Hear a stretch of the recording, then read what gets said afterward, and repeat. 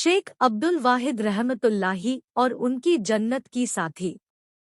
शेख अब्दुल वाहिद फरमाते हैं कि एक बार मैंने अल्लाह ताला से दुआ मांगी कि ए अल्लाह, आपको जन्नत में जिसको मेरा साथी बनाना है, दुनिया में ही मेरी उससे मुलाकात करा दीजिए। फरमाते हैं कि मुझे ख्वाब में बताया गया कि हबशा की रहने वाली एक औरत मैमूना है जो जन्नत में तुम्हारी साथी बनेगी। लिहाजा मैं उस बस्ती की तरफ चल पड़ा। जाकर बस्ती वालों से पूछा तो उन्होंने कहा कि वह तो बकरियां चराती है और इस वक्त बाहर कहीं बकरियां चरा रही होगी। फरमाते हैं कि मैं चल पड़ा।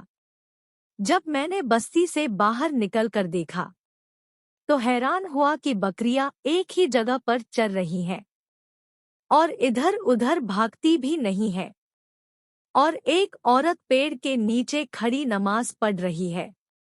जब मैंने गौर किया तो मैंने देखा कि जहां बकरियां चर रही थी वहां उस चारागाह के किनारे कुछ भेड़िए बैठे नजर आए। उन भेड़ियों की वजह से वे बकरियां कहीं बाहर नहीं भाग रही थी और एक जगह पर ही चर रही थी।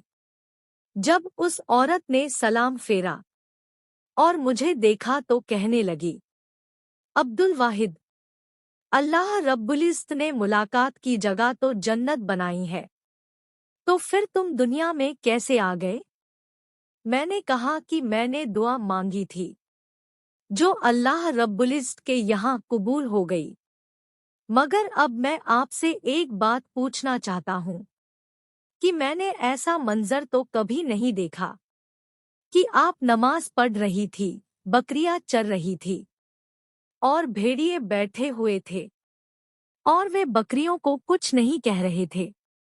मुझे इसका राज समझ में नहीं आ रहा है। वह कहने लगी, अब्दुल वाहिद, यह बात समझनी आसान है कि जिस दिन से मैंने अपने अल्लाह से सुलह कर ली है, उस दिन से भेड़ियों ने मेरी बकरियों से सुलह कर ली है। मालूम हुआ कि फस्कुरूनी उज्कुरुकुम का एक मतलब यह बना कि ए बंदो, तुम मुझसे सुलह कर लो, मैं मखलूक की तुम्हारे साथ सुलह कर दूंगा।